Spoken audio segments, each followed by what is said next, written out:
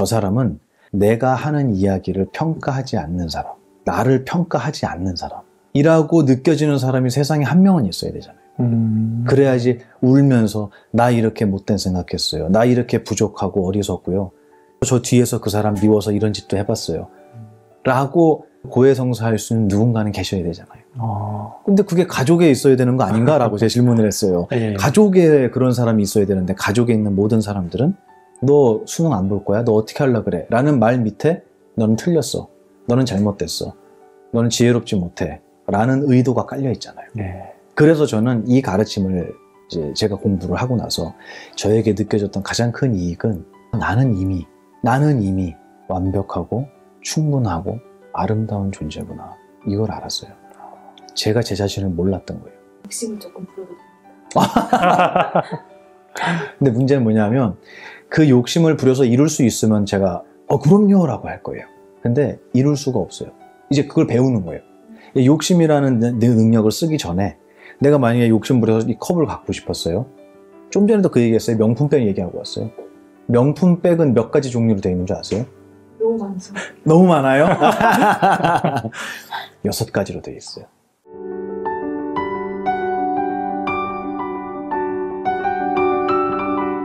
세속을 떠난 스님이 세속을 말하는 이유인데요. 많은 분들이 불교나 스님의 수행을 세속으로부터의 도피라고 생각을 하는데, 스님께서는 해탈은 도망이 아닙니다. 파도가 몰아치는 바다에서도 흔들리지 않는 배처럼 마음의 중심을 잡는 기술입니다. 이렇게 하셨어요. 스님께서 말씀하시는 삶의 기술이라는 것은 구체적으로 무엇이며 왜 이런 기술이 필요할지 한번 말씀해 주시면 좋겠습니다. 불교라고 하는 이 종교가 오랜 세월을 흘러오면서 실질적으로 이 불교의 가르침을 전하신 분은 2600년 전에 한 스승이셨단 말이에요. 근데 이게 시간이 지나면서 신격화가 많이 되고 지금 대한민국의 불교는 신격화를 넘어서서 기복으로 돌아섰죠. 어떻게 보면은 저는 좋고 나쁨을 떠나서 시작이 있으면 끝이 있듯이 이 기복 불교는 제가 뭐라고 하지 않아도 이제는 거의 그 끝을 보고 있는 것 같아요. 근데 기복 불교만 그런 게 아니라 기복의 성격을 담은 모든 종교는 다 전 세계적으로 같은 동향을 보이고 있다. 이거는 대부분 사람들이 다 이제 인지하고 있는 내용이고요. 앞으로 이 온 세계에 종교라는 것은 필요가 없어질 것이다. 왜냐하면 그 종교의 영역을 누가 대신해 주냐면 돈이 대신해 주기 때문이다. 세속의 어떤 기술이라든가 문화라든가 재화가 종교에 대해서 우리가 바래왔던 것들을 대체해주고 있다라는 거예요. 그 중에 제일 큰 게 병 낫게 해주세요. 이건 병원에 가서 할 얘기지 절에 와서 할 얘기는 아니고, 자식 낳게 해주세요. 이것도 병원에 가서 할 얘기지 절에서 할 얘기는 아닌 게 된 거죠. 그리고 돈을 벌거나 옛날처럼 하늘만 바라보고 농사만 지었던 게 아니라 지금은 수많은 돈을 버는 방법들이 이미 세상에는 펼쳐져 있잖아요. 네. 과연 종교의 영역은 무엇의 영역이 남는 것이냐, 어느 부분에 남을 것이냐. 기껏해야 이제 죽고 난 뒤에 이 영역 하나밖에 안 남은 거예요. 그러니까 일본은 불교가 장래 사업이 됐잖아요. 장래 사업. 네. 그러니까 이제 일본 스님들이 공부를 떠나서 수요가 있으니까 공급이 있는 거잖아요. 그런 면으로 볼 때 과연 대한민국의 불교의 수요는 어떤 부분인가에 대해서 저는 참 많이 생각을 했어요. 그거를 제가 뭐 고민하려고 하는 게 아니라 막상 이렇게 많은 분들을 만나 뵙고 불자와 비불자들, 종교가 없는 분, 이웃 종교를 가지신 분들하고 대화를 나눠보면서 과연 불교라고 했던, 우리가 알고 있던 지금까지의 불교가 설 자리가 과연 어디인가? 저는 없다고 봐요. 갈수록 좁아진다고 봐요. 근데 이런 것이 불교의 위기라는 말로 대체돼야 되는가라는 생각을 해보면 저는 그렇지 않다고 생각해요. 오히려 이때 비로소 불교의 시초셨던, 이 가르침을 처음으로 펼치셨던 인도의 석가모니 부처님께서 하신 말씀으로 우리가 돌아갈 수밖에 없는, 또 그 말씀이 정말로 이 세상에 이제 와서야 빛을 발하게 되는 어떤 그런 큰 흐름의 끝에 우리가 서 있는 것 같다. 이런 저는 현실적인 어떤 화두를 많이 느끼고 있어요. 그거는 불교를, 지금까지의 불교를 잘 보존해서 더 많은 사람들이 기도에 안 오니까 기도에 더 접수시키고, 더 많은 사람들이 제사를 하도록 만들고, 아니면 종교 활동에 더 많은 사람이 참석하고, 이거는 불가능해졌죠. 이제 누구나 답을 알고 있습니다. 그거는 답이 아니라는 거를. 그러면 과연 이 불교가 나아가야 할 방향은 어디냐? 저는 본래 가지고 있는 걸 그냥 드러내면 된다고 생각해요. 불교는 이미 너무나 비교할 수 없이 위대하고 값진 보석을 품고 있기 때문에 그냥 이거를 드러내 보이는 것만으로도 수많은 사람들이 공감할 거라고 생각해요. 그래서 저는 오히려 어떤 쪽을 더 걱정을 했냐면 약이 없어서가 아니라 내가 병들었다는 걸 인지하지 못할까 봐 걱정했어요. 환자가 아프다라는 걸 인지해야 병원에 가서 약을 찾잖아요. 경에도 그 얘기가 나오거든요. 코를 다친 개가 있는데 그 개를 치료하겠다고 사람이 손을 뻗으면 개는 어떻게 하겠어요? 물죠. 치료해주는 게 아니라 공격한다고 생각하고. 또 이런 비유도 있습니다. 내가 볼 때는 곰지 않은 상처인데 의사는 골맞다고 얘기하는 거예요. 제 눈보다는 의사 눈이 더 전문가잖아요. 그럼에도 불구하고 사람들은 돌팔이다 이렇게 얘기한다. 내가 병들었다, 내가 아프다, 더 쉽게 표현하자면 나에게 뭔가 매끄럽지 못한 거칠고 투박하고 불협화음이 일어나고 있다라는 그 사실을 자각하는 게 저는 이 가르침을 찾게 되는 첫 번째 동기라고 생각해요. 그래서 보석을 아무리 갖고 있어도, 약을 아무리 갖고 있어도 아프다고 하는 사람이 없으면 약은 약이 아니잖아요. 저는 오히려 그걸 더 걱정했던 것 같아요. 제가 그랬거든요. 저 되게 똑똑하고 잘난 줄 알았거든요. 똑똑하고 잘나세요. 진짜인 줄 알아요. 시간 지나 보니까 부족한 게 너무 많이 보이는 거예요. 근데 그게 어디서 보였냐면 이게 맞아, 이거는 틀렸어 라는 이 안에 벌써 그게 있다는 걸 몰랐어요. 저는 내가 틀렸다고 하는 길에만 내가 안 가면 난 올바른 사람이라고 생각했어요. 근데 그게 아니고 옳고 그름을 얘기하는 이 순간 벌써 저는 제 견해를 믿고 판단한 거잖아요. 그러니까 나의 견해를 높일 생각을 안 하고 내 견해를 믿고 세상을 분별하는 거에 익숙해져 있는 거예요. 그 얘기는 나는 문제 없어, 내 견해는 멀쩡해, 나는 정상인이고 일반인이야 라고 생각하는 이게 나에게 병이 있다는 것을 자각하지 못하는 환자 같았어요. 그래서 내가 만약에 올바른 스승님을 만나 뵙고 어른들을 만나 뵈어서 때로는 꾸중도 듣고 깨지기도 했지만 그 과정이 나 완벽하지 않구나, 나 아직 멀었구나 라는 거를 느끼게 해주는 시간이었다면 저는 그게 어떻게 보면 이 가르침을 배우는 것보다 앞서야 된다고 생각해요. 그래서 제가 그 과정을 겪으면서 느꼈던 게 뭐냐면 불교라고 하는 가르침은 넌 잘못 살아왔으니까 앞으로 이렇게 해, 너의 마음속에 일어나는 욕심은 잘못된 거니까 욕심을 버려. 저 그런 건 줄 알았어요. 근데 불경을 공부하면 우리의 스승인 부처님께서는 그렇게 말씀하신 게 아니에요. 너가 분노가 일어나 그 분노는 이러이러한 이유 때문에 일어나는 것이다. 거기 분노 버리란 말 없거든요. 욕심? 그거는 이러이러한 원리 때문에 무언가를 갖고 싶은 마음이 일어나는 것이다. 이걸 설명을 하시는 거예요. 그래서 어떻게 보면 부처님은 일로 가라 절로 가라 이 얘기를 안 하세요. 여기로 가면 이런 게 나올 거고 여기로 가면 이런 게 나올 거다. 끝. 그럼 과연 이거를 무슨 글이라고 설명을 해야겠느냐. 그래서 제가 표현한 게 설명서다. 사용설명서다. 사용설명서는 이렇게 쓰세요, 이렇게 쓰면 고장나요, 이거잖아요. 우리를 평가하지 않거든요. 저는 그 가르침이 이 불교의 가르침이라고 생각했어요. 놀랍게도 제가 많은 사람들을 이렇게 뵙고 대화를 해보고 그분의 이야기를 들어보면 그분들에게 가장 필요한 것은 불교의 교리도 필요하겠지만 더 시급한 거는 괜찮아 라는 말이었어요. 괜찮아. 근데 문제는 그대로 살아가 아니에요. 괜찮으니까 그대로 사세요가 아니에요. 그거는 되게 무책임한 말이에요. 왜냐면 죽겠다는데 힘들어서. 그게 뭐냐면 지금까지 잘못해와도 괜찮아. 저는 그 말을 제일 먼저 해줘요. 그래서 조금 전에도 저 강의하고 왔거든요. 네. 방금 전에 한 20분 전까지 하고 온 거예요. 근데 거기에도 모인 사람들이 이제 전 질문을 많이 받는데 거기서 엄마한테 입을 안 연대요. 그리고 수능을 봐야 되는데 봤잖아요, 이번에. 봐야 되는데 맨날 게임하고 만화책 보고 있대요. 너는 도대체 무슨 생각을 하고 있냐라고 하면은 몰라 이렇게 하고 입을 다문다는 거예요. 근데 그 친구한테 제가 해주라고 했던 얘기가 뭐였냐면 믿어줘야 돼요. 뭘 믿어주냐면 저 사람은 내가 하는 이야기를 평가하지 않는 사람, 나를 평가하지 않는 사람이라고 느껴지는 사람이 세상에 한 명은 있어야 되잖아요. 그래야지 울면서 나 이렇게 못된 생각했어요, 나 이렇게 부족하고 어리석고요, 저 뒤에서 그 사람 미워서 이런 짓도 해봤어요 라고 고해성사할 수 있는 누군가는 계셔야 되잖아요. 근데 그게 가족에 있어야 되는 거 아닌가라고 제 질문을 했어요. 예. 가족에 그런 사람이 있어야 되는데 가족에 있는 모든 사람들은 너 수능 안 볼 거야? 너 어떻게 하려고 그래? 라는 말 밑에 너는 틀렸어, 너는 잘못됐어, 너는 지혜롭지 못해 라는 의도가 깔려 있잖아요. 네. 그래서 저는 이 가르침을 이제 제가 공부를 하고 나서 저에게 느껴졌던 가장 큰 이익은 나는 이미 완벽하고 충분하고 아름다운 존재구나, 이걸 알았어요. 제가 제 자신을 몰랐던 거예요. 그래서 가장 대표적인 게 생각을 나로 삼고 감정을 나로 삼은 거. 이거는 몰라서 그런 거예요. 뭐랑 똑같으냐면 박수를 쳤는데 소리가 나잖아요. 근데 왼손이 저 소리 내 거야 라고 얘기하는 거예요. 왼손께 될 수 있겠어요? 안 되죠. 그럼 오른손 겁니까? 그렇다고? 아니에요. 소리는 누구 거죠? 누구 게 아니잖아요. 그냥 둘이 만났을 때 일어난 거잖아요. 얘는 제3의 것이란 말이에요. 이게 부처님께서 말씀하신 연기법. 인연되어서 일어난 것. 그럼 과연 이걸 왜 하냐 이거예요. 우리 출제자의 마인드를 알아야 되잖아요. 이 얘기를 왜 하지? 이 얘기를 들어서 나에게 무슨 이익이 있지?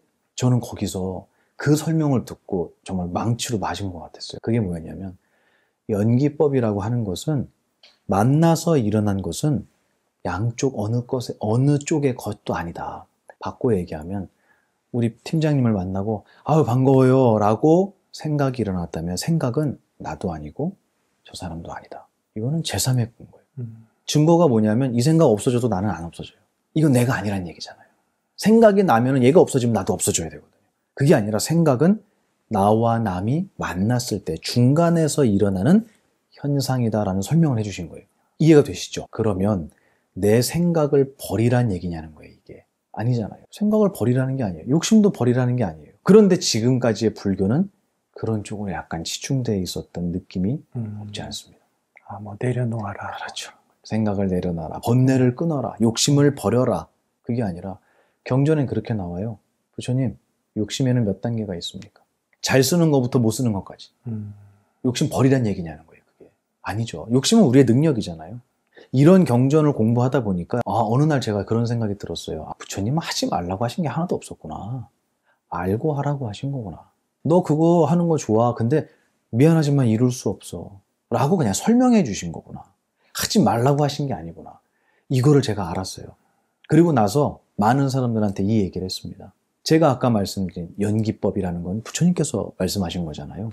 그럼 이 연기법에 해당하지 않는 예외가 되는 존재가 있겠냐는 거예요. 없죠. 저는 그걸 느끼고 너무 행복했어요.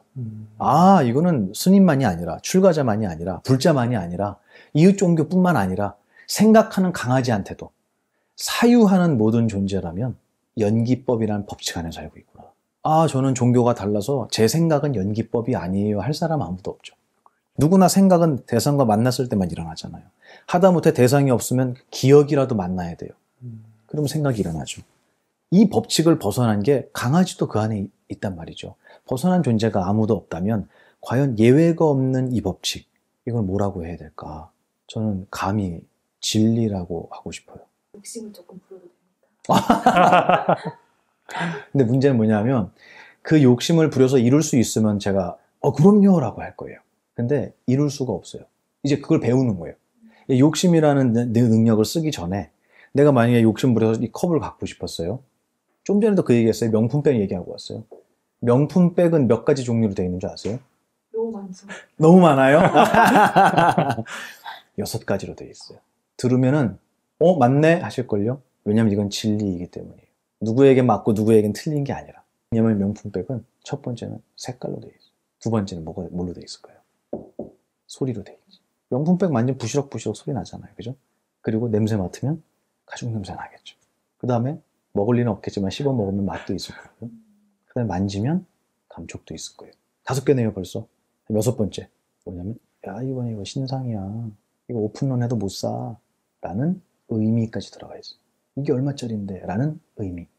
그 6가지 합치면 명품백이 아닌가요? 거 봐요. 누구나 인정할 수밖에 없다니까요. 이건 종교하고 상관이 없는 거예요. 이 세상의 진실을 얘기한 거예요. 그 6가지가 모이면 명품백도 되고 이 컵도 6가지가 된 거예요. 그죠? 근데 어떤 6가지가 모였냐에 따라서 다른 이름의 결과가 만들어질 뿐이에요.